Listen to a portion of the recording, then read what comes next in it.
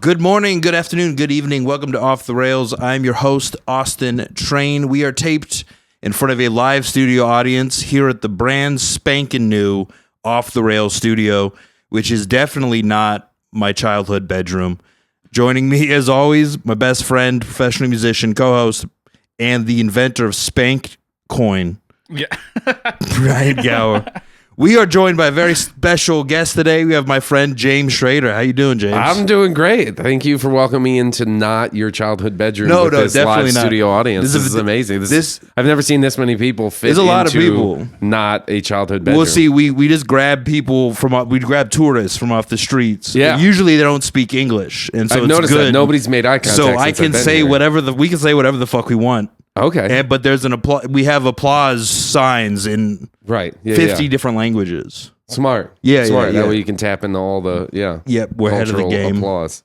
It's good to have you. Thanks for having me. It's nice to be here. I have no clue what I'm getting into. It's free form. Yeah. It's just a free. We had one guest. We had the co-host from Brian's other podcast, our friend Kyle. So, thank you for being on the. I remember, I was thinking, I was like, when did you? Because I started in San Diego, I think maybe a year and a half before you started doing stand-up. I got here October of 2012. That's when you got here? That's when I got here. When did you start doing stand-up?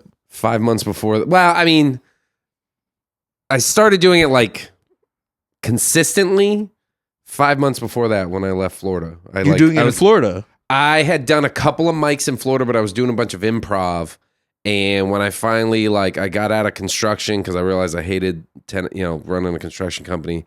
And it wasn't filling my heart. I literally put a topper on my truck, built a bed in the back, and hit the road. And I drove around the country for 5 months, hitting every open mic I could find. Really? And I was visiting family. I got to spend time with aunts and uncles that I never really got to spend extended periods of time with, especially as an adult because I was 30. Oh yeah. And so spent some time with aunts and uncles, visited a couple childhood friends. Did an improv festival in New York City, the DCM, the UCB puts it on every year. And then I did a summer improv intensive in Chicago for 5 weeks. But the rest of the time I was literally couch surfing and crashing with friends and family, and I was hitting every open mic. And it was great. Awesome. I used to have the whole list. Charlotte, Richmond, DC, Philly. Charlotte, Richmond, DC, Philly, New York, Burlington, Montreal, Newport, Rhode Island, back to New York, through Pittsburgh, through to Chicago. And then in Chicago, I was there for 5 months. And then Minneapolis, Sioux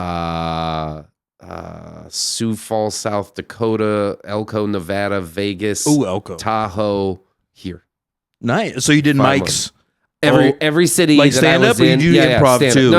No. Once it's funny. Once I started down the stand up path, I haven't I did we performed at the DCM in New York, and then I did the 5 weeks in Chicago, and then it was just stand up after that. And I miss it. I miss improv. Improv was so fun, and it inspired me to write, and inspired me to write stand up. The reason why I became a stand-up and really went for it is because I was doing a ton of improv in Tampa. Mm-hmm. I took a class. It was Monday nights, and it was 3 hours. And then I joined a group that was performing every Thursday. They would do 2 30-minute sets. And 2 weeks into the class, they invited me to join the group. So I was doing, 4+ hours of improv a week for probably 10+ weeks. And I just loved it. Oh, nice. You seem more like I mean this in a good way.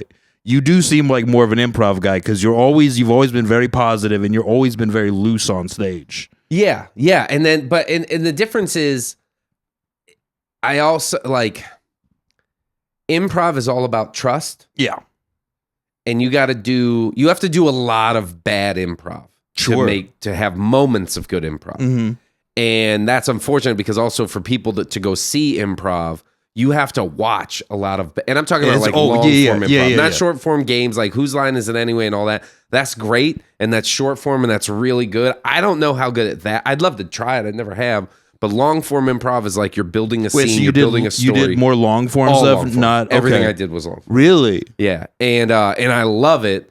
But also, like I said, you got to do a lot of bad improv to get to the good improv, and to watch it, you got to watch a lot of bad improv to get to the good improv. Watching bad improv to me, like, so watching bad stand-up, I kind of love sometimes because I'm like, I like watching open mics more than I like watching like polished shows, because it's like, oh, this person is funny, but they're insane. Like, they're never going to be able to make a career out of it. But they're like, and some people are like adorably insane. Yes. Like, it's not even like there's threatening open mic insanity, and then there's like adorable open mic. Like, what's his name that used to be the opera? There is an opera singer. Oh, Guy Monticelli. Guy Monticelli. Love Guy. I do. You know what? When I first, so Guy Monticelli was he used to go by Tommy Brown because Never he thought knew him then. Guy Monticelli wasn't believable. That's his actual name. Right. His actual name is Guy, and he's a retired opera singer.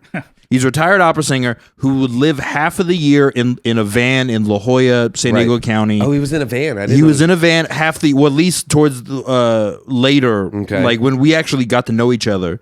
He was in a van body surfing every day, and then the other half of the year he would live in an anarchist commune in Berlin. I didn't know it was I knew he was in Germany. I didn't know it was an anarchist commune in Berlin. And I didn't like him at first because, you know, like when I first got into stand-up, I was like insecure and I had my ego. I was like, who's this guy? He's not. And also, like, at first, it always felt like this sounds weird, was wasting a spot. Yes. Because he's literally up there, like, just yelling and pretending to ejaculate on the crowd. If you remember that, there were years. He was doing some Gigi Allen shit. He was doing a lot. It was just very strange, but it is funny to look back and be like, that guy was so free. Yeah. And he would have moments that were hilarious. He was one of my, because at first I didn't like him, and that's just me. Most of the time I have like a hard exterior. I don't like people. And then he was like one of the funnest guys to talk to. He's one of the best listeners. Yes. And he's so interested. Because like you see a lot of stand-up, and if you watch so much stand-up, it gets to sound so similar. It's not even people aren't stealing jokes. They just literally are writing the same jokes. And him, it's like you cannot think like that guy. That guy is such a unique mind. I don't think he can think those things more than once. Like, does that make, like, it wasn't, did he have a set? Because it was always, like, he always had topics, and like I said, he would always do he would pretend to ejaculate on a crowd. But, like, it was so out there. He had bits that he would do them differently. And he said when he would do shows in Europe, you could just rent out like a little mini theater. Right. People would just go. People without knowing anything about, just be like, oh, somebody's doing a show. In some places, they just have this appreciation for live performance. Yeah. And people would just go, and you could just do fucking whatever you wanted for like a half an hour or an hour. And that's what he would do. He would just do like free form, whatever. God. And now that I wish I would have, well, I mean, I don't know. We got to be friends later anyways, but it's like, that's so much more interesting now than like, because I try not standard 20-year-old open micer. I try to not be bitter and be like, these guys now fucking, but it's like a lot of it's so polished, but it's so boring. Like a lot of, like now I'm to the point where like you watch so much stand up because it's on the reels. Right. And it's like, all right, fucking mediocre, like cookie cutter crowd work bit, like literally 90 jokes about dating. And they're all just a story about, like, it's not a bit about dating. It's a story about like, I was on a date with this person and they were fucking being weird. And it's like, we didn't hear any of the weird shit you were doing, right? It's always the other person being weird. Yeah, that's a good point. Yeah. I'm sitting here like, so you're describing my act? No. No, you do jokes about yours. I just brought you on here to take shots at you. Hilarious. Yes. So we've been friends for about 12 years, and I've been keeping notes. And, here's how you're a piece of shit. It's a very long con. It's a very long friendship with one day Brian's going to get it. Yeah. One day I'm going to turn on Brian. You're like, his 25 years of how you're a shithead. Yeah, dude. You're like, as compiling soon as I learn evidence. How to use these cameras, Brian, you're fucking done. Yeah, as soon as I know how to plug in these wires. As soon as one of my teenage nephews teaches me how to edit videos, you're done. You're done for. So improv, and then you just did mics. Yeah, I was just doing a ton of mics and making my way, and I still thought like, oh, I'm gonna do both, and I was making my way to San Diego because when I left Florida, this was the plan. Like I had run the construction company. I'd been there for 10 years. I had a little house. Like I had this beautiful little life, but I hated 10 hours a day of sitting at a desk, filling out, forms for the government and tax things and payroll and insurance and blah, blah. Like, it was a weird moment because I was like, oh, like I made just enough money to go in debt, if that makes sense. And I've had this slice of the American dream. I had a little house, I had a little sailboat, a little Hobie cat, and I had a small share in a very affordable airplane. And I was like, if you looked at it, it looked like it's the American dream. I mean, it was. I had a wife with 2 stepdaughters at the time and stuff like that, and I just remember one day being like, I hate. Like, what happened was, I dropped out of college and I had nothing to do, and my dad was like, "Go see your Uncle Joe, like see what he's doing in Tampa." And so we were doing he was in the underground pipeline, and I started working in the field. And that was actually good. Like, I was outside, I was moving. Every day we would like accomplish the task. And you felt like, oh, I'm like doing something. And I had a little bit of money in my pocket. And then 4 years after, I kind of like learned the ropes, then we expanded. Then I was running a truck and he was running a truck. And then we got another truck and now we have employees. Because when I got there, it was like 2 dudes. Like I was the 3rd guy. Yeah. And then by the time I left, we had like 12 employees and 5 trucks, and we were, we had grown, I helped grow, but now I'm like sitting at a desk for 5 years, about 5+ years, and I'm just doing all the paperwork and planning and estimating and invoicing, and I just realized like, oh shit, like this didn't have to be a forever. Yeah. I just kept doing it. Sure. Because I could. And I never asked, like, does this make me happy? Is this how I want to spend my life? Is this, And then I finally did. And I kind of told my uncle and everybody, and everyone was really supportive. My uncle was like, all right, well, if you're not into it, like, And my wife and I at the time, we just literally had like the nicest divorce in the world. We just kind of talked about it and went to a therapist and came to the conclusion that like we love each other and we want nothing but the best, but should we be married? I don't know. And the answer was no. And that's when I built the truck out and hit the road. And, wow. And because I was 30, and I was like, well, if you were 30 at that time? I was 30 when I started. Oh, how long? So you dropped out of college. You had the construction company for probably about just shy of 10 years. I'd say 10 years, but it was just shy. I was in that because my uncle had been doing it for 20 years before that. Yeah. And I kind of joined the team, and then we grew. But yeah, so it was like 10 years from like 20 to 30 that I was there. And yeah, I just didn't realize that I should stop, and I encourage everybody, like, stop and ask, like, do you want what you're doing? Yeah. Do you want to keep doing that? Because you don't have to. I will say this, like, I had the stepdaughters, and I still help support them and do stuff, and they're a part of my life now too. Damn, I wish you were my stepdad. That would have been, my life would take it a different course. But I was, I was in a position where I could literally move into my truck. Mm-hmm. And so, if you got 2 kids, and now having a kid, I have a 6-year-old, where it's like, I can't just drop everything. No. So it was like the right moment. And did it happen like fast where you like kind of everything, you're like, oh, the not wanting to work for the construction company, the kind of divorce. Yeah, it all happened like really quick. And because at first I wanted out of construction before I was thinking of doing comedy. Yeah. Because I was still married and had stepdaughters. Mm-hmm. And I was starting to put business plans together for other things I might want to do.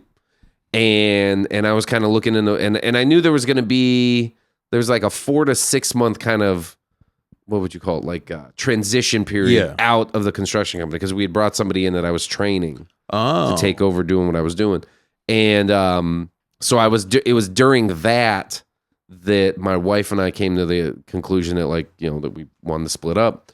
And then all of a sudden I was like, well, shit, I don't have to start some new business or do something. Like, what do I want? And I'd always done like theater and stuff as a kid. And I've always enjoyed performing. And I was like, well, I think I want to like do this. Like, I want, why not? If I go get some other job, I'm never going to do it. Yeah.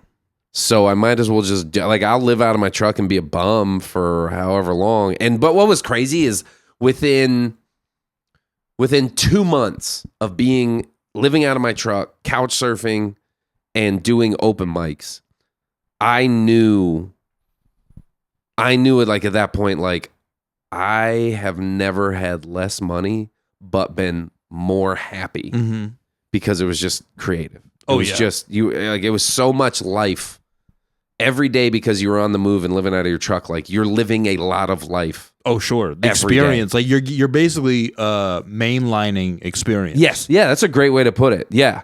Because it's just, when you live at home and that, I mean, even now, you can burn a day and 2 weeks will go by and you're like, what did I do the past year? You're like, nothing. You just, you woke up, you did the things you had to, you went to work, you did whatever. You did some laundry, you slept, you made some food.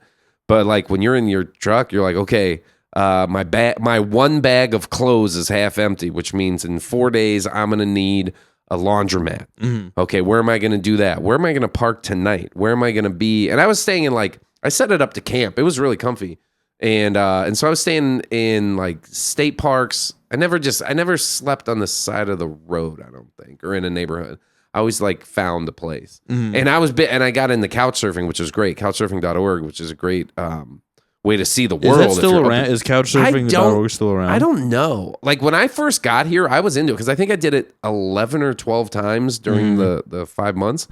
And then when I moved here, if you remember my old place, that little studio that I was at, I used to let couch surfers come crash there because I was like, this place is awesome. Yeah. And so many people had opened up their home to me. I was like, if I can give back. And that was a blast. I'd still wish I was in a position to do it, but now with a kid, it's like I don't want. No, definitely, definitely not. It changes. Yeah, but if I was 20 years old, I would literally take off to Europe and go couch surf all over Europe because like that's how I found out about it. You're in your studio and somebody spends the night like it's not just like they're crashing. Like now you're friends. Like now you are hanging out together. Yeah. Which was that's what I like whenever I've gone on the road. It's the communal experience of like you and you just hang. And then when I get I get off the road, I get depressed because I'm not around. I roadied for Brian's band, and I remember it was like your guys' band was like your drummer was or you guys were breaking up with a drummer and the drum, and so I'd go back and it was like when I was growing up because I'd hear them bitch about him and then we would go like smoke or drink and then he would bitch about them and I'm like this reminds you of my childhood like a lot. When you're stuck in a van with somebody for like 2 weeks and I'm like, and he's just like he's already kind of checked out and then but like he's like no we'll do the tour and then just and then but it's just like he's like just bad vibes and then he's just like I fucking hate these two guys. So me and Kyle, the bass player, and I was guitar, and he's just like fuck, every decision that we made he bucked, and it's just like even just going to like okay we're gonna go somewhere to eat, and he's like ugh anywhere that we should. We can't have that kind of energy on the road, man. And then he got at the very last date it was I think Reno, and he's like okay I'm flying out of Reno and I'm going to Hawaii for a wedding, and I'm like cool bye. Yeah. And then it's like we had a date just to drive back to San Diego. It was we were like Kyle was like, "This is the best day of tour where the drummer's gone." And it's like you fucking this dickhead. There's a test that I think everyone should do, and I learned this years ago, and it's hard to remember to do it. But I remember my brother lived in New York City, and I went to visit him, and we were hanging out. It was he and I and his business partner. And one day he was like, his business partner was like, hey, my girlfriend is going to like come hang out. Like, I want you guys to tell me like what you think. For like, really, like, let's hang out for the day and tell me what you think. And we spent the whole day together and she wasn't a bad person. But at the end of the night, like she went home and it was the three of us guys hanging out. And he's like, no, so like really tell me. And I said, okay. So like here's like, I bring some fun. And my brother brings some fun. I was like, dude, and you brought some fun. And we're all just like the positivity of like, what are we going to do? And where are we going to go? And this is great. Isn't this da-da? I was like, she didn't really bring any fun. She brought a small hatchet. And at every turn, she was just hacking at the fun. She sucked the fun. But it wasn't like just, it wasn't all at once, but every now and just hacking just a little slice of the fun here. Yeah. and it's like, we're having the fun. Like we're all we're contributing to the fun here. I had a bad experience there just, 5 years ago. It's not even that. It's just like, well, what do they have? Like, who fucking cares? Yeah. They have food. They have food. They have this. They have whatever. Like, do you think it was just a bad day on her part? No. Because sometimes I think people, they're not always themselves, and especially when they're meeting new people, they like fucking shrink into themselves. Yeah, but if anything, they'd err on the other side of like, you know what? I'm just gonna be like, these are his friends. Okay, I'm gonna make like more of an effort than I normally would. And if anything, I would think you would get a little false reading in the other direction. Oh yeah, But for someone to just be like, no, it's about me. I'm hacking away. And what's funny is that night, like I said that to him, and he was like, oh wow, you're right. She's always hacking at the and like I think he like processed the previous year that he had been with this gal. Yeah. And that's something you should do, look around you and just be like, if people are either adding to the fun or hacking at the fun. And you should look for like an average, like we all have bad days. You don't want somebody to be too much. I mean, because like sometimes it's a little too much if they're always like, I guess like what I'm saying is like sometimes the person always tries to take over the hang. You know what I'm saying? Like that's hacking. That's you're not hacking adding. The fun. Okay. You're pulling your But it's an illusion. Like you're making it look like you're adding to the fun, but you're not. But really, you're just okay. That's a good point. Yeah, it should be communal fun. Sure. Yeah, it's like a team. But like, yeah, you can't and just that's one. Like, you. look at your person. Are they adding to your life? Like, I just watched. This sounds weird. I just watched because I was listening to Lex Friedman just interviewed Kevin Spacey. After like just recent, like just now, it's very interesting to listen. Yeah, and he was talking about American Beauty, and I was like, I haven't seen that movie since it came out, and so I watched it last night. And his character is just in this world where everything sucks. Yeah, his wife thinks he's an idiot. His daughter thinks he's an idiot. Like there's just no fun. Yeah. And I was like, wow. And it just makes you think, like, there are a lot of people. I know a lot of people that are in relationships where. I mean, his solution is not an ideal solution in that movie. Well, why? What was his solution? He hooks up with his daughter's teenage friend. Well, he fantasized. Hold on. He does it. He pulls back. Oh, no, he pulls back. He pulls back. Because he thought she was a little hook show. Like he thought she was but she was like, but she was like a little bit like, I've never, yeah. At the very end, she was like, be gentle. Yeah. And he's like, what? Yeah. He's like, it's my first time. Oh, yeah. He's like, oh, that's totally not. My fantasy was that you're. Well, it's still not okay if it's not her first time. It's still not okay. She was of age. Oh, was she? Yeah, I thought she came on to him. Okay. No need to get defensive, James. This is weird. I'm defending Kevin Spacey. They always kind of tell on themselves in movies. If you watch, I don't want to be too in this direction, but if you watch early Woody Allen films, it's like, oh, he's telling you something. He's throwing those. He's throwing those smoke signals. Well, apparently, so the Kevin Spacey, the interview, which I'm not finished with yet, the Lex Friedman one, it's really interesting, and I didn't know this because we all just thought, oh, Kevin Spacey's a pervert and he got canceled because he was sexually harassing people. Every single case acquitted. He has had nothing has stuck. The guy made those allegations, and then everyone canceled him, and he got fired from House of Cards. And then that same guy, a few years later, sued him for $40 million. That got thrown out. Well, I think the only reason he got kicked off House of Cards is because the last season wasn't that good when he was still on it. And so then they were like, all right, he's expendable. Like if the third season had been great, you didn't think it was good when he was president? No, I didn't like that season. I thought the first season's probably the best. I mean, the first season, it's like impeccable, so yeah. And then the second season's like really good. I didn't like the third season that much. But if you really bring it, then you can you can get away with a lot of shit. I don't know. It was interesting to hear him talk about it. Oh, sure. But again, I wasn't there. I don't know. Yeah.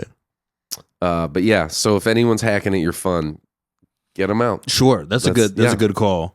And you definitely got to run. I do like this. I was never good at it, but you got to run people by people. Yeah, because like it's something I've joked about. I haven't figured it out yet, but like I know I have stayed in a number of bad relationships because there's a few of them happen to give really good head. Sure. Oh, dude, if sex And is apparently good, that's my kryptonite. Because also the apologies, when I was mistreated, the apologies seem to always come with head. slow head. Yeah. Slow head. Oh, wow. Wow. Not even slow head. Yeah. James, we got about 15 minutes before the movie. We got to knock this one out real quick.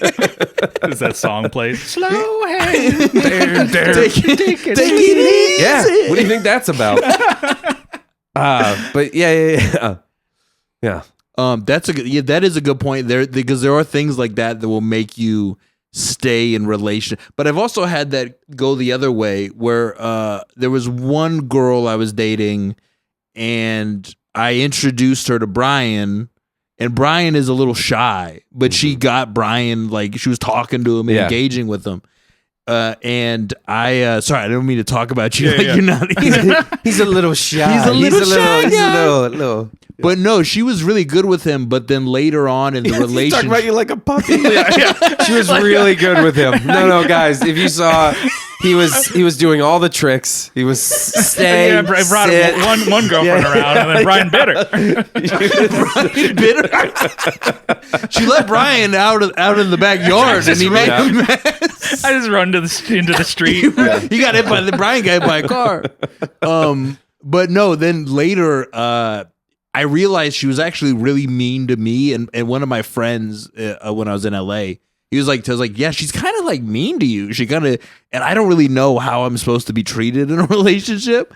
And so then I was like looking at it, and I was like, oh, I see what's going, because I felt like she was. It's not that she wanted me to stop comedy, but I feel like that could happen very easily. And then she'd be like, no, you have to come stay with, because I would be at the Comedy Store, and we spend late night, like. We're up, we're fucking. You could be there till 2 a.m. You could be there till 4 a.m. You out in the parking lot till 4 or 5, which is part of comedy. Yeah, and that was something that I ran into. Like, people don't realize that. Like, it looks like comedians just hang out at bars and stand around in parking lots because that's the visual. Yeah, but what you don't realize is that the only place we can do our job is at these bars.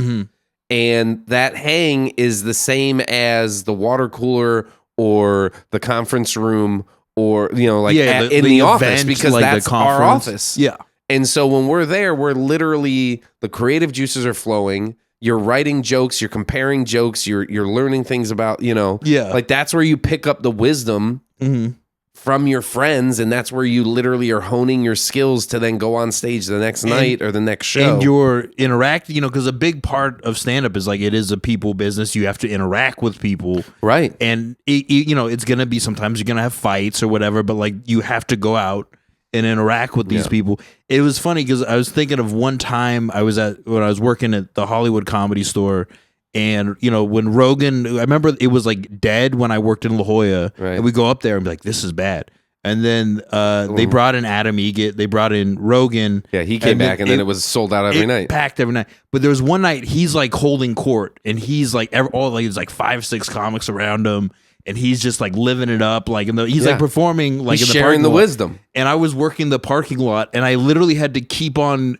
It was like Space Invaders. I had to keep blocking fans from jumping into the parking lot to come get you're them. Like, no. Yeah. But even at that level, like the holding court, like the fucking hang afterwards. Right. And it gets more like emotionally important as you kind of keep going up, because it's like when we're all starting at mics, we're seeing each other all the time. Yeah. And then you have like a little bit of a career. And now you're isolated. Yeah. And then that even happens locally. Like, your first 3 years, you're micing your ass off. You start getting booked to do 8 minutes. Yeah. And then you're doing, and then like you and your best friend who were hanging out at Mike's 7 nights a week, now only see each other 3 nights a week. Right. And then like you said, the more successful you go, as soon as somebody hits the road, now you're on the road alone. Yeah. Which I think is changing. The philosophy's changing, but you got to get to a level where you can bring your friends. Yeah. And that's a pretty big jump. You can be at a lower level on the road with you, but like they're not as good as shows. Like, right, you can set up a tour with like your friends. Yeah. But like you're hopping on to shit in between, or you're setting it up directly, and that's a lot of fun. But it is also a grind. Yeah.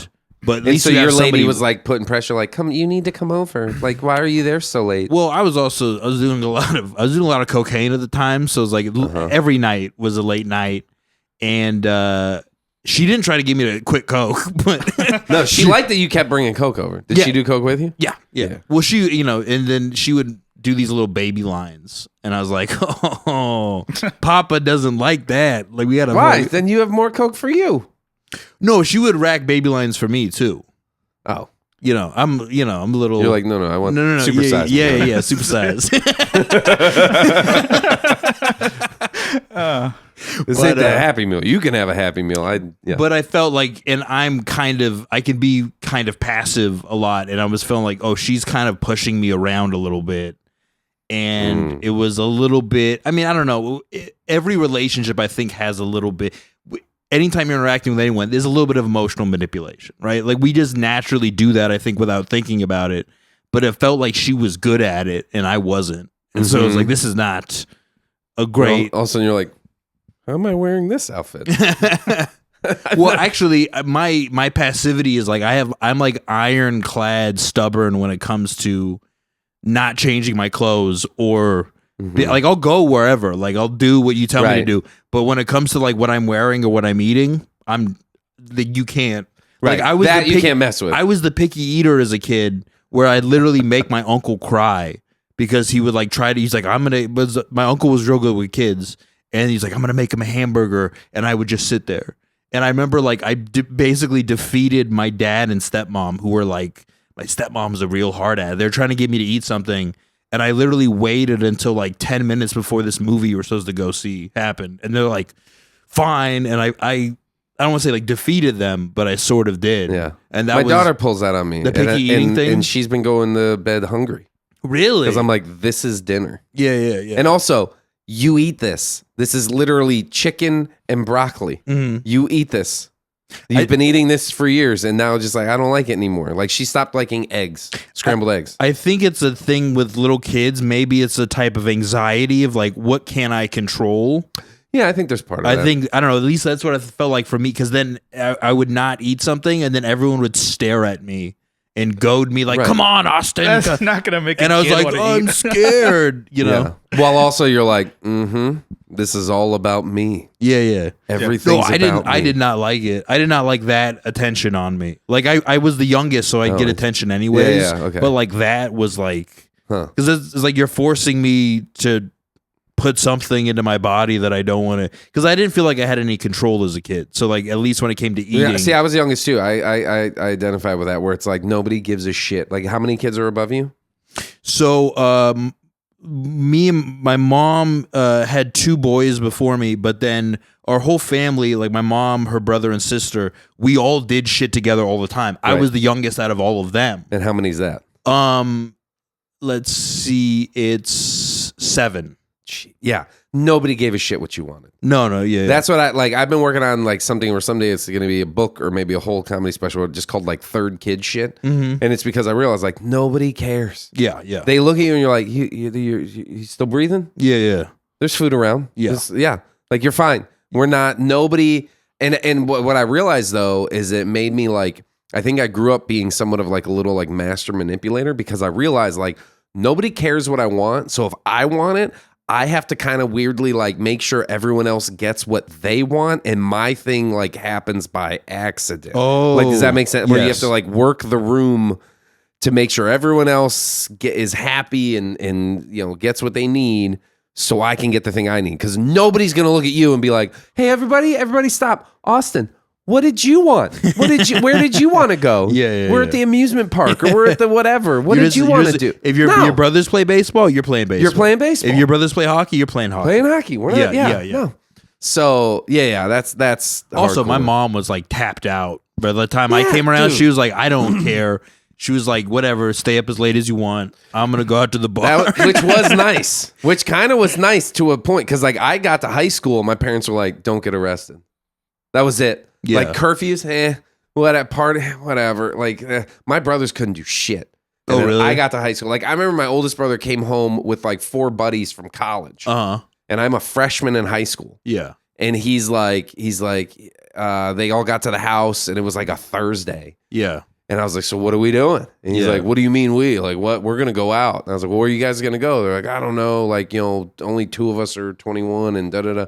I was like, well, let's go. Here, I'll come with, like, let's go to this bar. Yeah. And he's like, what are you talking about? He's like, dude, we're not coming home early for your curfew. I'm like, I don't have a curfew. Yeah. He's like, what are you talking about? I was like, I don't have a curfew. And I remember him being like, Mom. Like, he was like angry. I'm like, you're in college, dude. What do you care? Yeah. But I was like, just cool it, man, and let's go. And literally, we went to a bar where my JV football coach was the guy checking IDs. What? And I got all my brother's buddies into the bar. Wow. And my brother's like, what is happening?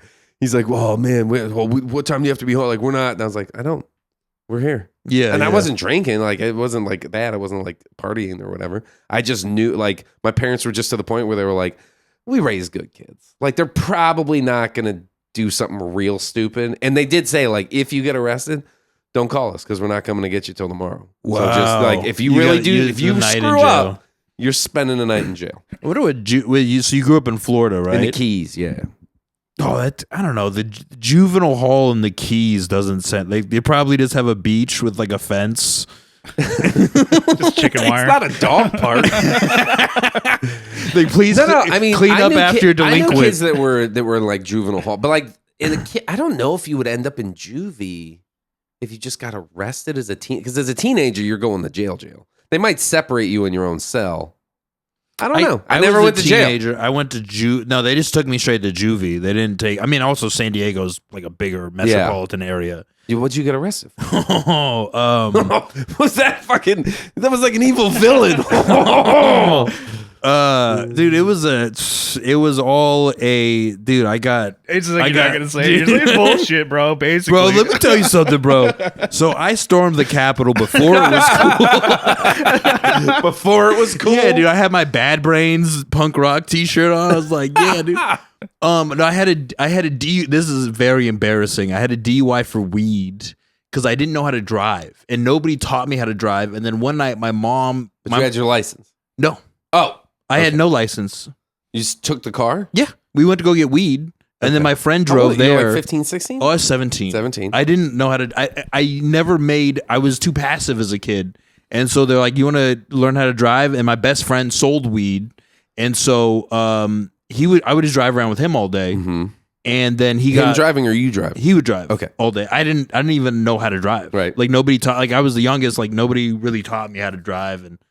And so I was just like speeding, and then I had the emergency brake on, and the car was smoking. Yeah, just a jackass driving. I just was so dumb, and then I got taken to juvie, and then there was.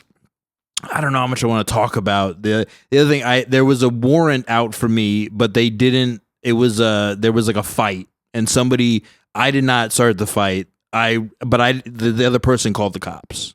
But you were in the fight? It was just 2 of us. Oh, so the other guy started it. Did you kick his ass? You can say that. You can say and then because he was like, he called the cops. Said, that guy beat me up. Basically. That's funny. He started it and then called the cops. Well, they were on drugs. They were on drugs too. He's like, I'm gonna end it. I'm gonna end it, brother. Yeah. No, but then so I got out of juvie, and then the next day. The police are at my door, and they're like, hey, dude, we just want to talk to you. And I'm like, what? And then they took me out and arrested me. And then I had the warrant out. And they're like, yeah, we were looking for you. And it's like, did you think to check jail, you fucking idiot? The first place you should have looked. Yeah. And so, the first thing DUI, and then like an assault. And then you did get charged for that? Yeah. Did it get dropped? Or? Well, I pled. Because I had the DUI hanging over me too, and it was, I don't know, when you're a kid. I remember I got scared because I used to go to this charter school, and one of my friends was the first day of this charter, or no, one of the first. It's like the third day I was there. My grandfather drops me off at the charter school, and I'm walking in. I have a pink Vans T-shirt on, and these 2 like kids who like. Were actually gangbangers who like looked like it, walked up to me, and I was like scared, and I was like, oh, I'm gonna have to fight these kids. And like, hey, you want to go smoke weed? And I was like, hell yeah. And then I became friends with them. But the kid who's a gangbanger said he got sent to California Youth Authority, which is like next level up from juvenile hall. Right. And they fucked him up every day. And I was like, well, this guy's a tough guy. We used to shadow I'm not box. going there. And they fucking threw at me. They're saying you could end up in California Youth Authority for like 8 years. 8 years for which thing? The assault. There's a few extra things I'm not going to talk about the assault. Okay. But yeah, so I kind of just chickened out and pled.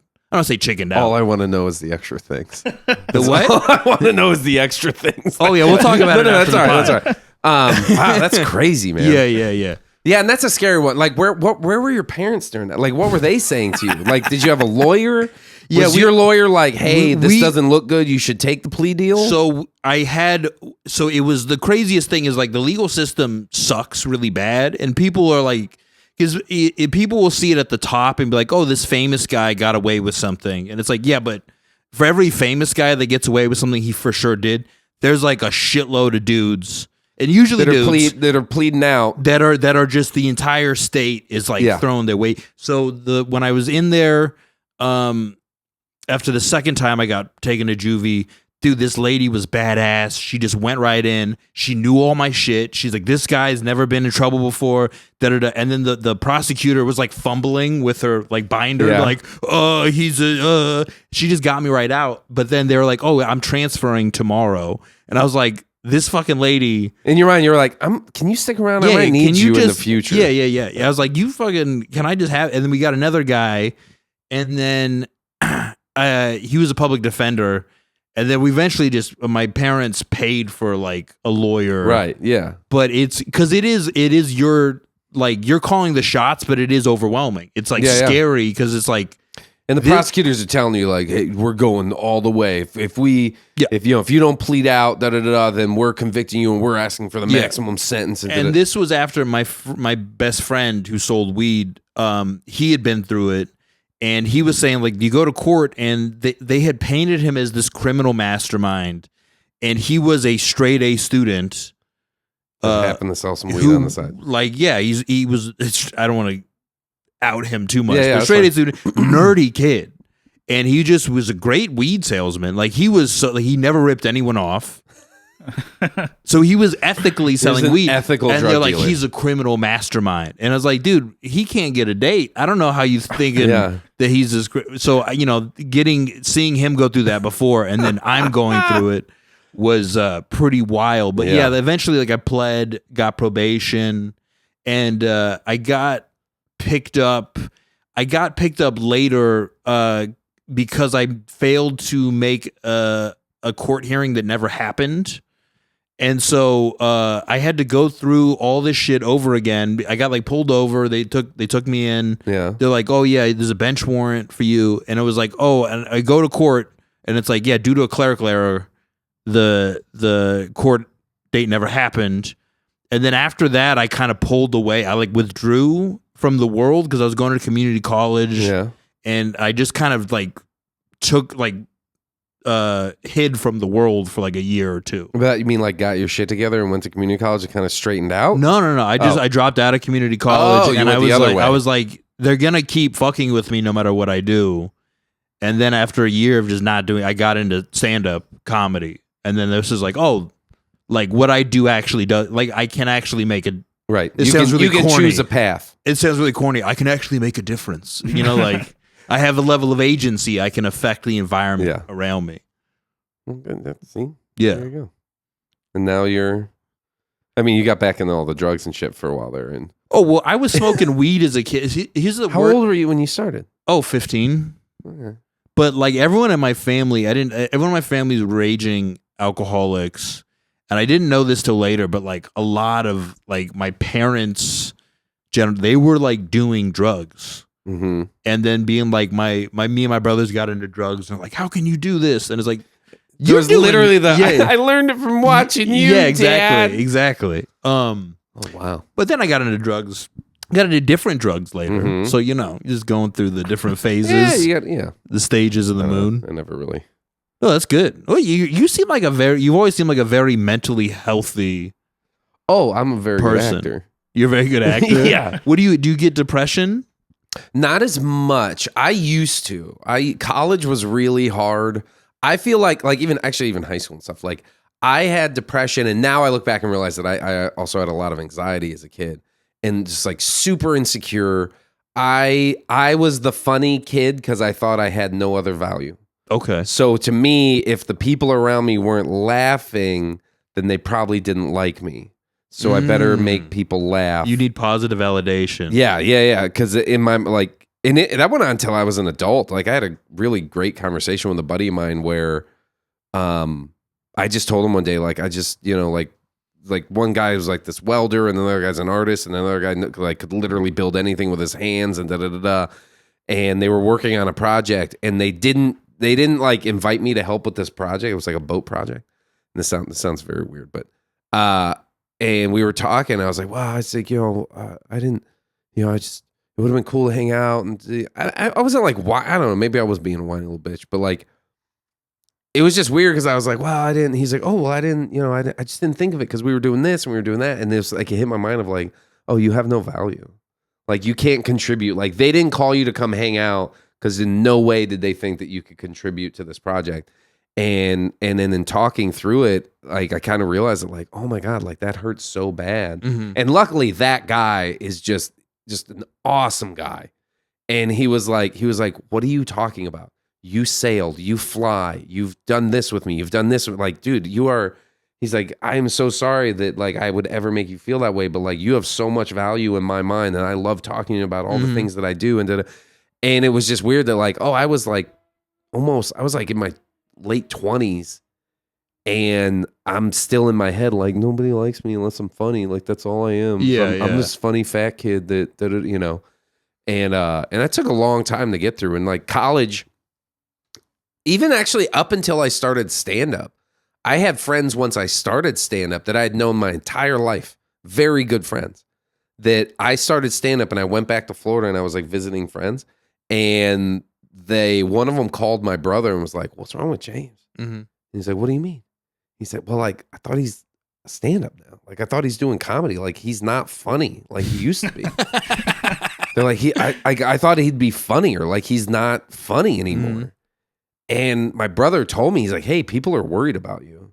And I was like, worried about me? I was like, dude, I've never been happier. I've never been more confident in myself. Yeah. I've never been more confident in my abilities and just like what I'm capable of. And I really like kind of racked my brain, and I realized like, oh shit. Yeah, I'm not as funny anymore because I don't have to perform for you assholes anymore. Yeah. My whole childhood, I thought I had to make you laugh because I didn't think I had any value. Mm-hmm. Now I literally do this semi-professionally to hundreds of people a night. Yeah. I don't have to do it for you fucking assholes. You guys should just love me. Like now I'm finally comfortable knowing you guys just love me. Great. Yeah, you felt like the state. I mean, it's also like it transfers where your like funniness is concentrated. Yeah. Is like I can't. I've never really been one of the comics who's on all the time. And when people like come to me with that energy, I'm like, fuck off. Yeah, like there's a time and a place. Yeah, not right now. Not right now. Just talk to me. Like right away, you're like goofing. I'm like, okay, dude, I don't like this. Yeah. Can you just say hello first? Yeah. But yeah, like I've noticed that like a lot of times I don't feel the need to be. And also I have even my mom was like, you're so serious all the time. Yeah, because like, I don't feel the need to even talk. Yeah. Oh, yeah. I mean, like when I go places, people are like, oh, how come you're not joking? I'm like, well, I'm at the fucking bank. Like nothing is funny here. And also, I like, what do? You're an accountant? Do some math problems for like, no. And that was a problem with like dating is like I was in a couple of relationships, in the past 12 years while I've been doing comedy where I remember one, they were like, well, in the beginning, you start dating and I try not to bring, like, nothing is worse than when you're hanging out with all your comic friends and somebody brings their girlfriend. Oh, yeah. Not because, like, hey, if we were all going to go eat afterwards, that's one thing. Yeah. But standing at the back of the club? Yeah. No. Yeah. She does it. It's just not, you're messing up the vibe. Sure. This is a thing. And so, like, you start dating someone, they're like, oh, I'd love to come to a show. And you're like, and in the beginning, I was like, oh, okay, you can come along. Like, yeah, like, I think total in 12 years, I've brought like 4 women to the Comedy Store to like sit while I'm like doing like a set on a Thursday. Mm-hmm. And I hated it every time because I know me being a people pleaser. I'm the back of my mind. There's just, instead of worrying about like, what set am I going to do? Should I, what did I do last night? What about that tag? I'm thinking, are they okay? Do they need anything? Yeah. Are they having a good time? Are they going to be offended by my jokes? I'm about to tell a joke about how I hooked up with another girl, like but I make it sound like it was recently, but it wasn't recently, but she did, and I'm like, I don't need this shit. You're like, and up there, like, I was on a date with this really ugly girl. Yeah. It was yesterday. It was terrible. And you just described, she was wearing a yellow sweater and she's in a yellow sweater. You're like, it's just a joke. None of it's factual. Yeah. Her name is Sarah. How you do it? She lives at 172, blah, blah, blah. Her social These are all security jokes. number. I don't know. She has a prettier sister. Her sister's there. You just wink. Yeah. It's just a joke. Yeah. But it's like, where's I going with that? I noticed that in those relationships, like in the beginning, they want to see it and and you're like, okay. And now I would be like, if you want to get a group of friends and go to a show, that's fine. I'll meet you there. Yeah. I'll see you later. But I'm at work. And I remember it got to the point where like sometimes I'd be like, well, you're just like hanging out. It went from you're living your dream. That's so cool that you're doing this thing. You're so brave. To like, well, you're just like hanging out at bars with your friends and like you don't even invite me anymore. I'm like, when was the last time you invited me to work? Yeah. Because I'm at work. Yeah. I know it doesn't look like I'm at work to you, but I'm at work. Do you think I want to hang out in a smoky bar? Yeah. I don't. I really don't.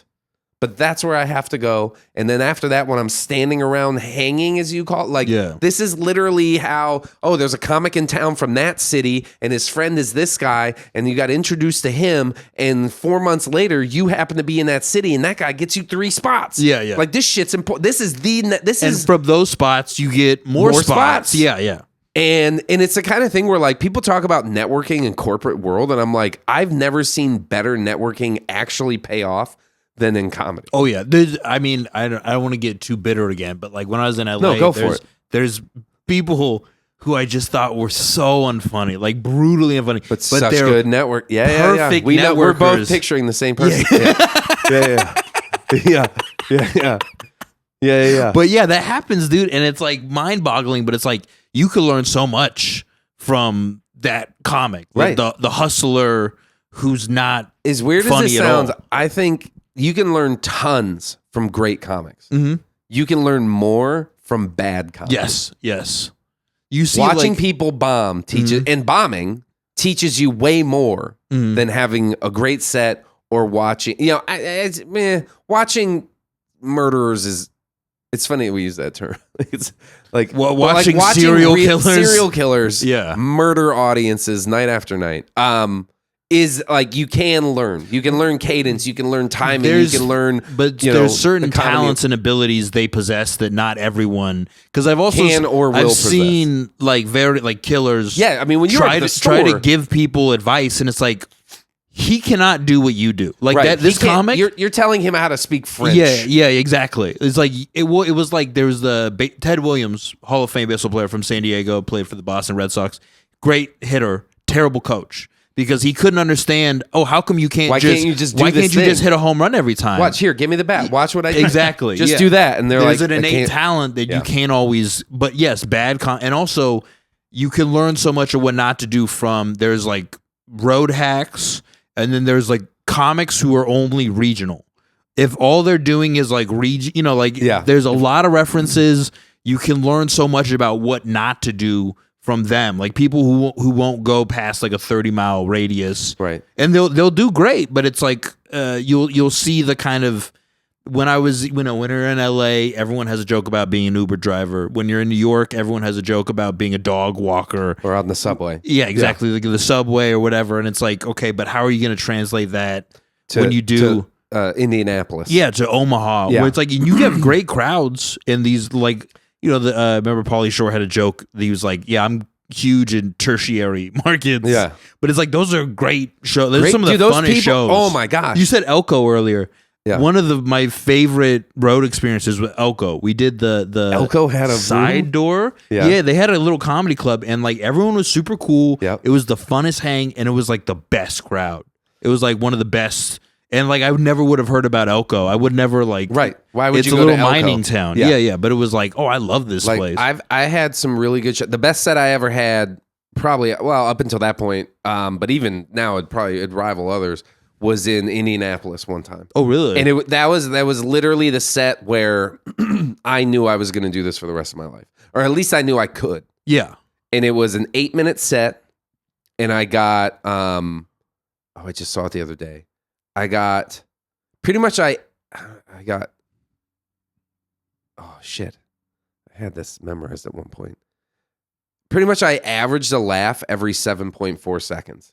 Because like it was such a good set. Like I got off stage and like the manager like high-fived me. I think Tom Rhodes was there. He was the one that like put me on the show because I had met him. Again, networking. I had met him through another comic at the store, had a conversation, happened to be in that town, saw he was headlining, texted him because we had texted once before because we had chatted about something. And was like, hey, I'm in town. I was like, I'm just going to swing by. And I got there and he's like, hey, you're going up. And like, fucking great. Yeah. But never would have happened if I hadn't stood in that parking lot Yes. for 2 hours after the show and talked shit. Oh, yeah. So but yeah, I did the set and I got off and he was like, dude, that was great. Da, da, da. And I remember I was like, oh, and I went and I listened to my set and I counted every full room laugh.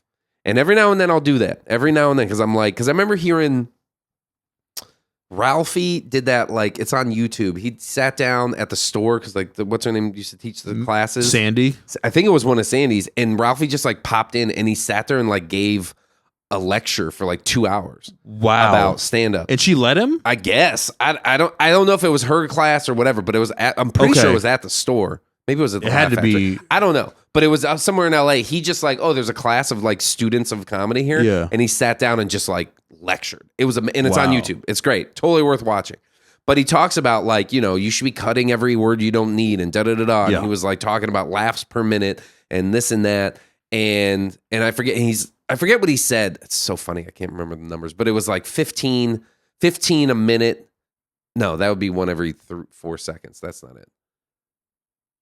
It's like every 15 seconds. You should, you know, like Seinfeld and these guys, like the best of the best are getting a laugh about every, 10 to 15 seconds. Uh-huh. He's like, I know that I try to shoot for, 10 seconds or less, da da da da. And I did 8 minutes and had a laugh every 7.4 seconds, which you can only get when you're doing 8 minutes. Yeah, you can't do that. As soon as you go to 15 minutes, you can't hit them that hard. Yeah, I know that. But I remember coming off stage, knowing it was a good set. I went back to the hotel I was staying at and I listened to it and I counted full room. Not 3 people, not half the room, but if it was a full room laugh, I'd put a hash mark and I counted it out and I was like, wow, you just did it to like the level of the greatest comics out there. Wow. Which means you can do this. Yeah, like it took however long it took to write that 8 minutes, but you are capable of writing 8 minutes like that. Yeah. Which means if you just keep going and you put in the effort and the time, eventually you can write the hour. Yeah. And then as you start doing more and more time, like I think I opened for Brad Williams one weekend and I had a couple like great 20-minute sets. And I did crunch the numbers again on both these sets. And for the weekend, actually, I think I did all 4. For the weekend, I averaged a laugh every like 10.5.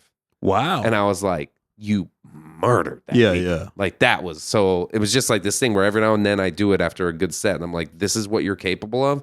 Keep going. Mm-hmm.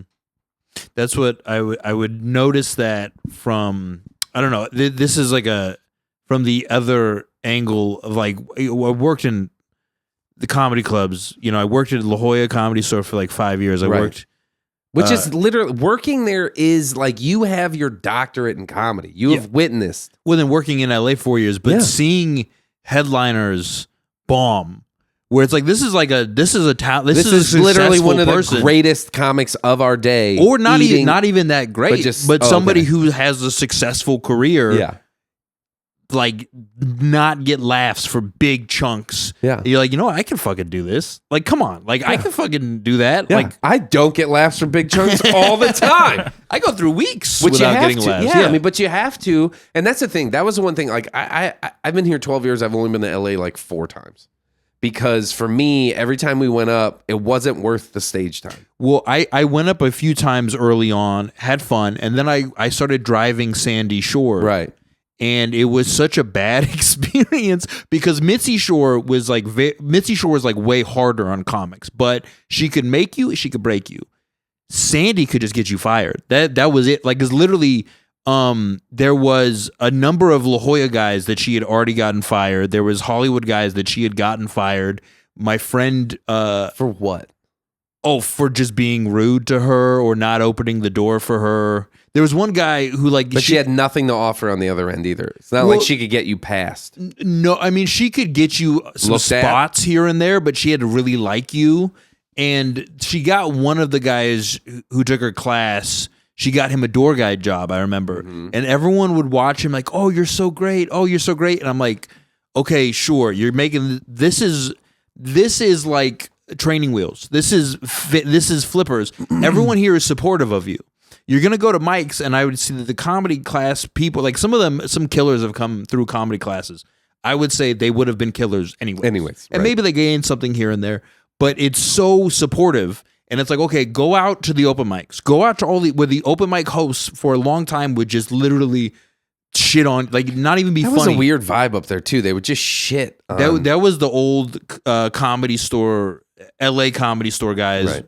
They would just be nasty. And Like, then I I mean- would see them, and they wouldn't even be that funny when they're doing a set. They were just nasty on the open mic. It was like a dark time. Like, I remember, I think somebody told me, was that, like, Ari Shaffir would just destroy new guys.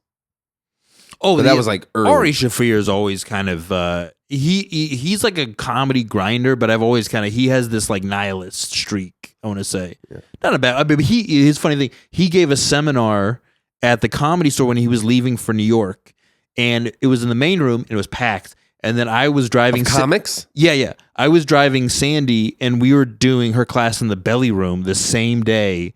And I would just disappear because I knew if like her dog took a shit, she would try to get me to clean it up. And I was like, not my job description. I'm being paid minimum wage to drive you up and back from LA. I'm not going to clean up dog shit too. Like I would disappear. I would hang out with Quincy Weekly in the video room, and she'd call up, and then Quincy'd be like, oh, I don't know where Austin is. And I'd be like right there, like just fucking OG. But Ari did a seminar. And so like, I'm sure he like crushed guys on the mic. But he also did a seminar for the guys, and it was packed in the main room. And then Sandy was like, is anyone even down there? And I was like, no, there's only a few people down there, Sandy. Because she was doing her class, Right. and she was like very, She would not have been happy about that. I mean, Ari probably didn't even think of like, oh, Sandy's doing her class. He doesn't care. Yeah. But he's like a guy, I feel like he could, a lot of the guys, they can be brutal, but then also like, it's almost like we're all bipolar. Yeah. We're all bipolar.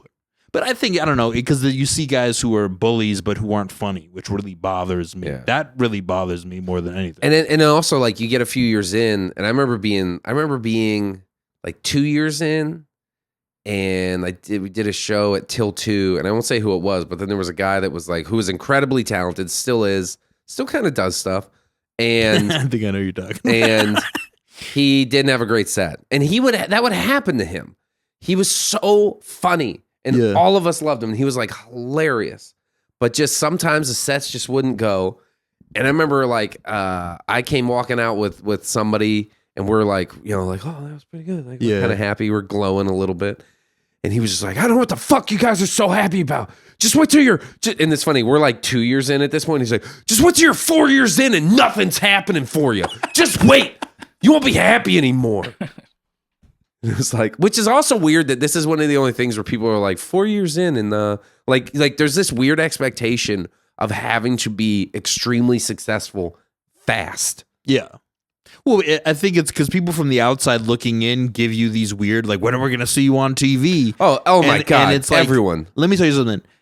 Working in comedy clubs, you'll see a famous person, and they kind of do comedy, but like you're in LA, your acting coach says, go do comedy. Oh, yeah. And it looks great on your resume. You're trash.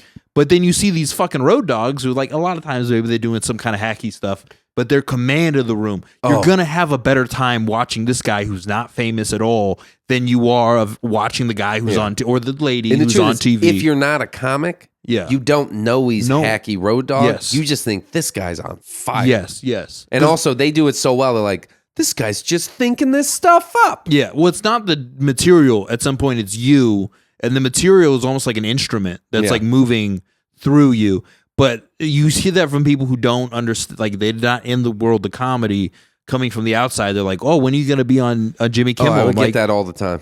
Yeah. Why don't you just, I had somebody tell me, like, you should just go knock on Lorne Michaels' door. And like, you should call SNL every night. You ever seen King of Comedy? You should go kidnap Lorne Michaels. Yeah. But yeah, people, it's out of love. They have unrealistic. Yeah. Because with acting, I feel like it's adjacent, but it's also like some of the best actors you're not going to see on TV because they're not physically attractive. So like they're going to do theater, they're going to do a lot, and they're great actors. But then some actors you see are dog shit, but they're hot, and so we fucking we're going to put them on the movie. And I remember seeing a few movies where like I was a kid, I don't know anything, I didn't do theater, I did an operetta when I was like 12, or they made us do like school plays, and then I finally got a speaking part. I was what was it? David and Goliath.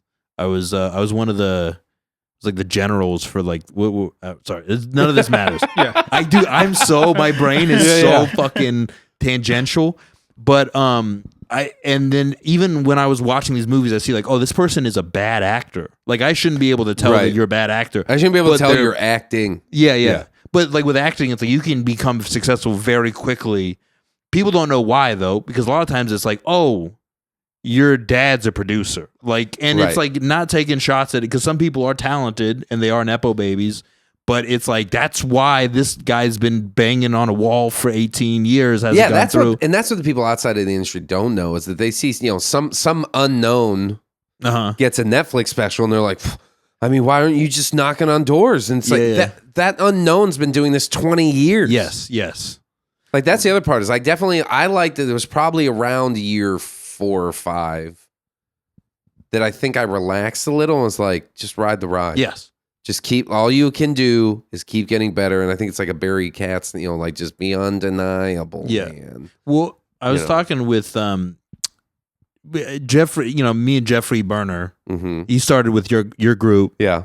But we got to be real good friends. And he was like, look, your reward is that you get to do it. You can't expect, right? Like so many people go through life, they do this or that. They're not, in your mind, oh, I'm not properly rewarded. Your reward is that you get to do this thing. It's not the fucking process over outcome. The outcome is going to be out of your control at some point. Right. The process is completely within your control. And so that's your reward is that you get to do this thing for as long as you can. Like in Norm Macdonald's book, which is one of the funniest, based on a true story, that and Confederacy of Dunces, I think are the two funniest books. They both make me laugh out loud. Who wrote the Confederacy? Confederacy of Dunces is, so a lot of comics love it. I think John Goodman was trying to make it. It's a guy who killed himself after writing it. His name is John Kent. No, he wasn't. He was he was like a literature professor. He kills himself. He wrote this book. It's fucking so funny. He kills himself. His mom gets it published after he dies. So she keeps on like going at like the publishers, and they've been trying to make it into a movie. They wanted to have John Belushi be the lead character. Oh, so this has been around for a long time. It's a book from like the late 60s, early 70s. But his mom basically got him to do it. Because let's face it, if he was alive. No, he just didn't believe. He didn't believe in it, but he was clearly talented. Because it's the book. Literally, you read it and you laugh out. Like most people say, they don't read from book. They don't laugh from books. Yeah, they laugh out loud. You will. But Norm Macdonald's book. See the tangents all over the place. Norm Macdonald's book. He basically it's based on a true story, but the whole book is like a joke. Like nothing is true in it except for the part where he's like, "I'm just happy that I got to be able to do this for as long as I could. I never could have imagined that I would be able to be at this level. I thought I'd have to go back and work in the fucking factory after 3 years." So, that's just something to keep in mind. Like, don't hold up to these expectations because it's like it takes a fame long and fortune. Yeah. And also, like, if you can just carve out a life Yeah, that's big. doing this, That's big. it's amazing. Yeah, And you look at, how many comedians there are at the top, the highest levels, and it's like, yeah, but there's more than ever yeah, now. yeah. And now it's amazing because with one, like, social media and the podcast world has given us as comics over the past, I've been doing this 12 years, like, way more insight into being a comic, into the struggles of comedy, into writing, into performing. Like, you can sit, if you think of like how long you'd sit in lectures in college. So what, a semester's 8 weeks, 12 weeks, and you're sitting in a 3-hour lecture once a week and whatever. Well, that's as weird as it sounds, whatever you think about it, but like Rogan's had comics on, so many that you can just listen in to two successful comedians talk about the last 30 years of their career, and like that's a college course, and you can do that nonstop. And I think that's been so beneficial to like our generation. But then like social media hits hard, and now it's like you have these TikTok guys that just explode when they're a couple of years in, and like I think about it so much stuff. I'm like, I had like back in the day when we touched on this before, people were like, why aren't you on TV? Which I have no business. I didn't 5 years ago. Like I'm now to the point where like I know I can do a solid hour. Yeah, I can entertain the hell out of some people for an hour. I know that now, and I'm very confident that I can do that. But then you look at a guy like Zoltan. Zoltan's put out. He's been doing this 18 years. Oh yeah, it's so crazy because he was the host of the Comedy Palace, Mike, when I first started. Right. So, which means he was 2 years in then. Yeah. And he's prolific. Yeah. And I'm like, and the amount he's put out is just amazing. Like and we've all looked up to him, thought it's amazing. And I look back now and I'm like, I just never thought I had the stuff to put out. Like I have definitely in no way written as much as Zoltan. Oh and yeah, he's like it's just so much next level. But that's what it takes. You got to paint a lot of bad paintings before you start painting good paintings. And that's also why, like, people ask, like, especially with I got the Dr. Squatch thing going, and all of a sudden I'm getting all these views from that, but I don't have really anything out there.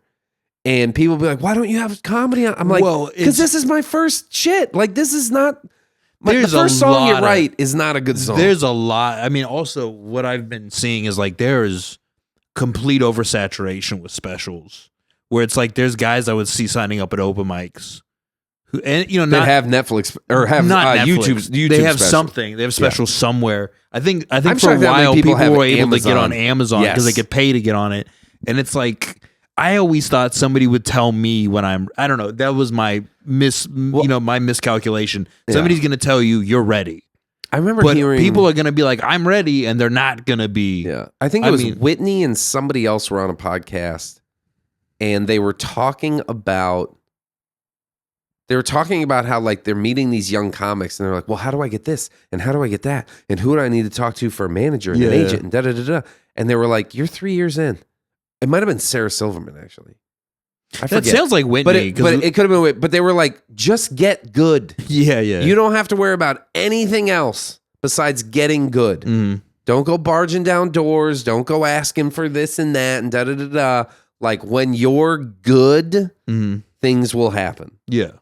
And I think some people will say like, well, you have to go after what you want and da-da-da, because there are guys, we both know guys, that are extremely talented that didn't get stuff. Yes. But also, they're kind of the fucking worst. Yeah.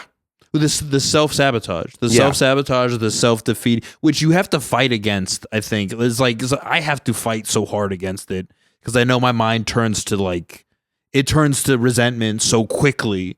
And it's a thing that like we're all constantly fighting this battle. And when you see somebody like that, it's a bummer because it's like, look, you're good enough. It just you gotta get out of your own way. Stop being a bummer to be. It's literally just stop being a bummer. Just stop feeling bad for yourself. Yeah, nobody wants to work with you. There's somebody with a worse story than you, undoubtedly. There's like for sure somebody who is a great comic who can't even talk anymore, or something happened to them that totally, is way worse than anything you or I or any of us have had to experience. Yeah. So just fucking buck up. See a little reference. There you go. That's funny. Our sponsor today. Yeah, we'll talk later about that. But yeah, it's just fucking do it and try not to be such an asshole. Yeah. It's like, I know I'm an asshole a lot. I try not to be. I'm fucking working on it. Okay? You're self-aware at least. Because some aren't. Some are just hacking away at the fun. I go back and forth though. Like I can be. Well, we all have days. Yeah. But we're trying. Yeah. And so, but yeah, like it is tough to see those guys. It's like, look, you defeated yourself. And the problem is that as time goes on, they just get angrier. Yeah. And angrier, which makes it worse and worse. The more your ego gets wounded, the bigger your ego becomes. And it's a weird thing. It's like your ego absorbs more damage. It becomes bigger, but it weakens you. It's weakening your actual self. Yeah. But your ego becomes like very jealous and defensive, and everything is against me. And it's like, it could be, but just let it go. Like all this shit slide off you as much as you can. Yeah. Because like everything's fucked, but what are you going to do now? Right? Everything's on fire, but it's not going to do anyone a favor to like roll around and scream and cry. What are you going to do now that the ship's going down, right? Yeah. What are you going to do now? You can't cry about the ship. You just got to figure it out. That sounds like so many fights I've had in relationships where it's like, I understand you're upset. Yeah. I understand that this is why you're upset. Yeah. What would you like to do now, though? But we're here now. Yeah. So is there something I can learn from what we're talking about? Yes. I did this, I did that, or I didn't do this, or this was a misunderstanding, and this is da-da-da, whatever. But like, how long do you want to be angry for? Yes. Yeah. And that's something where like, I don't know why I've always had that where like, something sucks. Ow, that hurts, pain, whatever. And then it's like, okay, but like, we got to do stuff. Yeah. Like tomorrow's coming. Well, and anger, it has, you release endorphins when you get angry. So anger can be intoxicating. That's why you're like a rageaholic, right? You feel, and also like it's a status. It shifts your status in a situation where like you're the aggrieved party, but now you have power because like you notice when you start to get angry, people start to like give in a lot of the times. Yeah, that's a good point. And so it becomes very, it's intoxicating, really. And then also I think it's once you're the victim. Yeah. These things aren't happening. This is happening to me. Like, I'm not getting spots and it's fucked up because blah, blah, blah. Yeah. Or I'm, There's always, and that's what I learned from seeing paid regulars at the Comedy Store. It's like, they're even guys who are like, this guy's a paid regular. They feel like they're not getting enough spots. There's always something. It's every level too. Sure. It's every level. There's a guy that's selling out clubs that is pissed off he's not selling out theaters. There's one comic, I'm not going to say his name, but he's paid regular. He's successful. He's very successful. And he was saying like, well, I'm not like these other guys, like, the Bill Burrs or Joe Rogans. And I'm like, fucking what? Shut up, dude. Like, I would kill to have what you have. Right. I would. But they also, like, I remember Seinfeld even said that. He's like, it doesn't matter what level you're on. There's somebody up that you're like, yeah, but like, look what they did. Sure. Which is good to have, something to shoot for human. Always. That's just being human. There's always somebody who's like, I really like. There's Michael Jordan will probably say like there's somebody that he wished he could play against. Right. That he's like, he was the guy, and if I could have beat anyone. I think that's where kids are good. Like I look at my daughter and being a dad has definitely just made me be like, it's allowed me to look around and be like, our life is awesome. Yeah. Like we're doing just fine. Like as long as we keep going and I keep moving in the direction and increasing my skill set and applying myself to the things that I'm good at and learning honestly how to say no to the things that aren't important. Yeah. And I think in the beginning you want to make everyone happy. And again, my people pleasing shit where like people would call me and be like, hey, will you be a part of this? Hey, will you do that? Hey, can we get on the phone and talk about such and such and that kind of all happened like after the Squatch stuff because people saw the success of those ads. So like I had for like 2 years, I had an email bin that was just constantly full of people from all over the country that were like literally money in hand, some amount, usually nowhere near enough to do what they want to do. Yeah. Of like, will you write us a commercial and be in a commercial? And then I'm like, And I would answer all of it. And I said yes to a lot of stuff because I was like, well, they're willing to pay me $5,000 to like do something. And And then I realized that like, oh, I'm going crazy. Yeah. And it's like, I'm thinking if I keep saying yes to these things, bigger things will come. And the truth is it won't. Yeah. I'm just busy with these things instead of focusing on what I should be focused on. Yeah. You got to prioritize. And I think that, you really do. And learning to say no is one of the hardest things to do.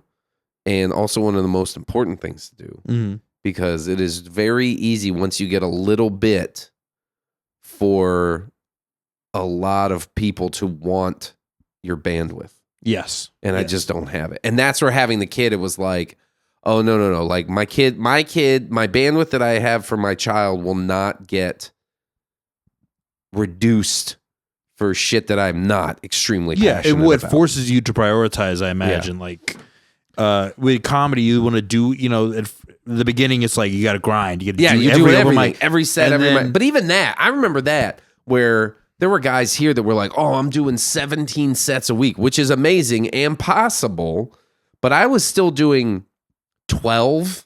And I wasn't driving to East County. I wasn't driving 35 minutes to do 5 minutes in front of 4 drunks that don't want us there. Yeah. And I remember just being like, the ROI on that drive is not worth those. No. Well, it's also, what are you doing with that time? Because if you just do the same set every open mic set, you have to like take chances in the and then move things, or like even if you're not writing something new, just move it around, find a new way to get up. There. Yeah. Just adjust everything you're doing. It's like, it's not the time. It's like, what are you doing with that time? You can do thousands of hours of the same jokes the same exact way, but it's not going to develop you as the same as if you keep doing the same 8 minutes, which I think happens to everybody. Like your first couple of years, you're writing. Of doing bad. You get scared of doing bad, but also I think there's like kind of a natural progression in comedy where like year 1, you're shit. Year 2, you're still shit, but you're shit with 5 minutes. And then somewhere at the end of year 2, you put 8 minutes together and people start booking you to do 8 minutes. And then I realized like, oh, I spent a year doing my 8 minutes and not writing new stuff because I just wanted to crush with my 8 minutes. Well, you're also, you got to know when to pick your spots of like, I am auditioning here and then here I am just creating. Right. Because sometimes you really have to just do well. You don't get a chance to fuck around here because when it's a job, when you're at a club on a Friday night, it's not the time. No. But I think I also realized that like, well, I would occasionally sandwich new bits when I'm doing weekends because I don't know when I did the La Jolla store. Whenever I got to do La Jolla store weekend, I haven't headlined there obviously, but I've featured, and it's like that's such a good. There's some rooms that are so good. You can take a chance. Yeah. I mean, that's how I feel, but I'm crazy. So it's like, you probably shouldn't, but like generally. I'm weird like that. Like to me, when a club says yes, when a club calls you and depends says, on the club you too. feature that. Yeah, that's true too. But I've always just found like, no, like this is my job. And my job is honest, especially as a feature, even a host, but like as a host, I did a weekend very early on for Al Madrigal at ACC. And he kind of like pulled me aside. He was really cool. And he was like, you're the host.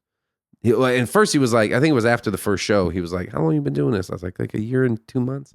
He's like, all right. He's like, dude, you got, you're good. Like you got a future in this, but like you're hosting, this is your job.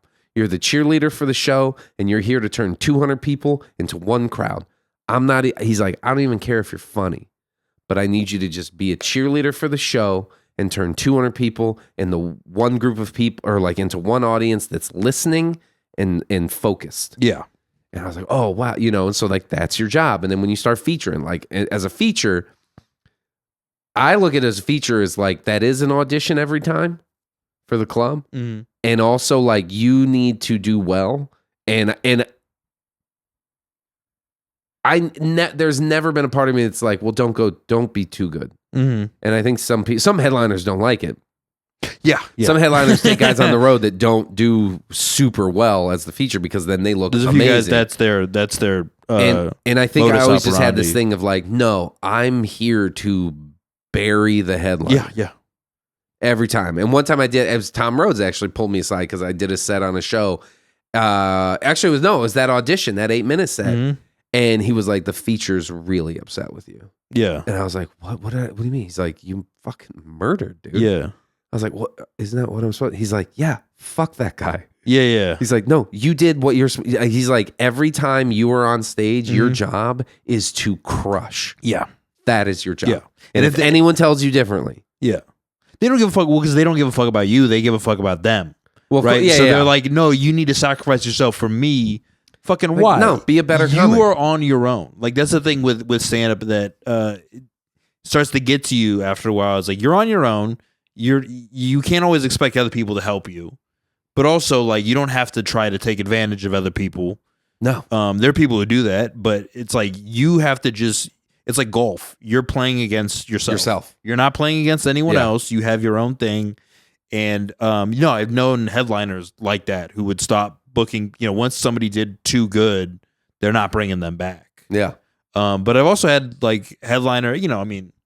I wouldn't do as long as them, but they're like, "You had a better set than me tonight," and I was like, "Well, I didn't have to do I didn't have to do an hour." Also, I'm in the sweet spot doing 15. Yeah. But I learned about the openings because we would do opening spots at the both the Comedy Store in L.A. and San Diego, and it's like you can't just jump up and tell jokes. You can tell how good your actual set was by how the show goes. And even if you have a good set, but the show kind of loses momentum, that's if the on comic you. after you is struggling to get them in, you didn't do your job. Yeah. Yeah. Well, that's why I never tried to do. I do like a little bit of planned crowd work at the beginning, but nothing too much. Right. Just a little Not bit to of get like them saying talking, but something just about saying something about the club, saying something about the area, and then just jump into jokes. You're not doing that much time, and just you set the. You're a setup man. You're not the closer. You're just a setup man. It was Okay. We hit a lull. Yeah. We're about an hour and a half. I think we're good. Yeah, let's bring it in. Hey, guys, I just want to say thank you so much for being on the show, James. Thanks It was for a lot having of me. It's a fun. blast. Yeah, I Is love there talking. anything you need to plug? If you keep your eyes peeled. Follow my social, Mr. James Schrader, or go to jamesschrader.com. After years now, for 6 years, I've been like the face of Dr. Squatch and doing those commercials, and I've worked with other brands that are been a lot of fun. William Painter, Hollow Socks. Now working with Bucked Up, supplement company, good people. I co-founded a company. A buddy of mine and I that we've made a bunch of commercials together. It's still like kind of secret. We're not launched yet. When will this come out? Next week. Okay, so it won't be out yet. But this is what I'm saying. We finally did something for ourselves, and we are crazy excited about it. We shot the commercial a couple of weeks ago. My daughter's in it. My mom's in it. Like it's a full blown like family affair, and I'm really excited about it. It's a health product that it's actually I can just say it. Fuck it. It's called Vita Wild. It's a hydration company. Like hydration packs are huge now, and my buddy that I've made that's produced and directed and made some of the commercials I've been in. He and I have just been talking for years about like when are we like we need to do our own thing. Mm-hmm. And it always comes down to like, what's the product? Because like I don't want to work for somebody or with somebody or sell anything that I wouldn't use myself and I wouldn't use every day kind of thing. And we were just talking. I was like, oh, well, I started taking these, about a year and a half ago or so. I was like, well, I started taking these hydration packs and oh my God, that's cool. Like I take this one and this one. I was like, oh, I've tried this one and this one. And we discussed what we liked, what we didn't like. And we're like, I think this is it. It's something we both use. We've talked about like, well, this one we found out it's full of sugar. I don't do that one anymore. Yeah. And then this one's like too salty, so it doesn't taste good. And most of them are marketed in a way where they're like either like you're a hardcore athlete that's like climbing mountains and you're gonna die if you don't take their shit and stay hydrated. And the other ones are marketed in a way where it's like you want to binge drink on a Friday night and not be hungover. Gotcha. So you can take theirs. And we made a formulation that is. We don't use sugar. We don't use chemical sweeteners. We use like stevia, which is like a natural sweetener, but it doesn't have the effects that sugar does on your system. And we added some vitamins, so it's just making you healthier anyways. We're the only one with vitamin D, which your body needs. We learned that during COVID. Nobody's getting enough vitamin D. That's a big one to fight depression too. Fight depression, boost your immunity, all that stuff. And so yeah, we're launching in like a month and a half, Awesome. and I'm really excited about it because it's like, I don't know, it's exciting to have our own thing and be able to be as silly as we want with it. And Hell like, yeah. like I said, like my daughter's in the commercial, she gets the biggest laugh, she has the best joke in the whole Nice. commercial. It's really funny. It should be out soon, but yeah, stay tuned. And if you've ever appreciated, for your thousands of listeners, thousands of Millions. millions. And also, I wanted to just say thank you again to the studio audience, everyone that showed up today. They're very nice and quiet. Yeah, so quiet. You guys are like so. They're like, very polite. They're our very conversation polite. must be like Yeah. really good because they're just so tuned in. But yeah, if you've ever appreciated anything that I've sold you before, this is one that I believe in more than anything else. So check it out. Vital Health. Awesome. Well, yeah. Well, thanks for being on here again, and thank you guys for listening. Bye. See ya.